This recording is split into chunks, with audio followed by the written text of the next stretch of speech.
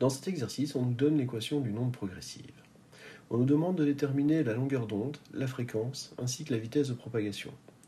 On nous demande aussi de déterminer la vitesse d'une particule située à 0,5 m de la source, à l'instant t égale 0,05 secondes. Nous savons que l'équation générale d'une onde progressive est donnée par la relation. Pour pouvoir plus facilement comparer ces deux relations, nous allons commencer par distribuer le pi². Notre équation générale devient donc. Ensuite, il nous reste qu'à comparer les différents termes. Nous avons ici l'amplitude. Nous trouvons que l'amplitude vaut 0,05 m. Ensuite, en comparant ces deux expressions, nous allons pouvoir déterminer la période. Et en comparant ceci, nous allons pouvoir déterminer notre longueur d'onde.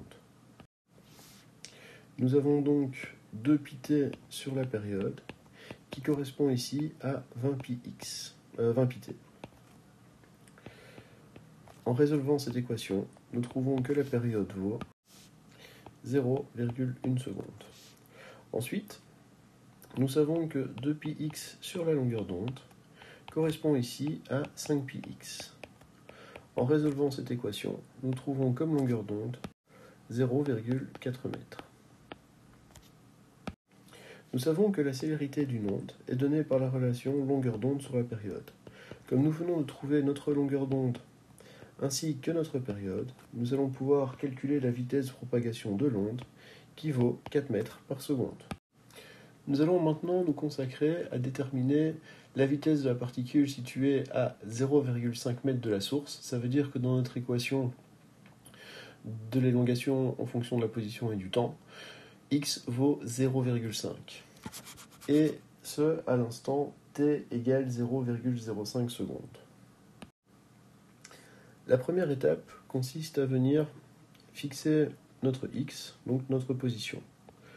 Nous allons donc étudier l'élongation de ce point au cours du temps, et la relation sera 0,05 fois sinus de 20 pt moins 5πx qui vaut 0,5 moins π².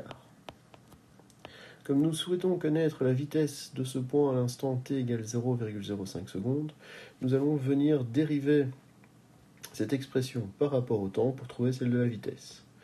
Nous avons donc la vitesse en fonction du temps, qui est donnée par l'expression 20π fois 0,05, multiplié par le cosinus de 20 pt moins 5π fois 0,5 moins π².